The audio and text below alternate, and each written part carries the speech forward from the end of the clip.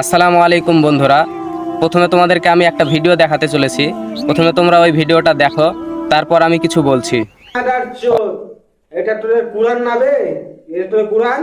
Mother চোদ, তোর সামনে মা বহিন চুচরে দেখ, দেখ বহিন চোদ, বহিন চোদ। আমার তো আমার সকল মুসলমান ভাইরা তোমরা দেখতেই পেলে, তো এই মানুষটা কোরআন মাজিদ ছিঁড়ে ফেলছে। তো এই মানুষটা কোরআন মাজিদ তো ছিঁড়ে ফেলছে, এই মানুষটা জানি না কোন ধর্মের, কিন্তু এই মানুষটা যেই ধর্মেরই হোক, এই মানুষটা যেই ধর্মের হোক, সেই ধর্মেরও তো একটা উদ্দেশ্য কিতাব আছে। এখন আমরা যদি ওই ধর্মের উদ্দেশ্য এরকম কিতাব ছিঁড়ে ফেলি, তাহলে ওই ধর্মের যে মানুষগুলো আছে অবশ্যই আপনারা বুঝতে পারছেন।